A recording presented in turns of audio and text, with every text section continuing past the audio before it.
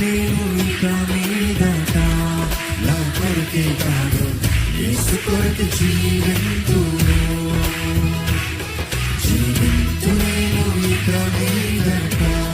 నా కొరకే కాదు యేసు కొరకు జీవింతును నన్ను ప్రేమించిన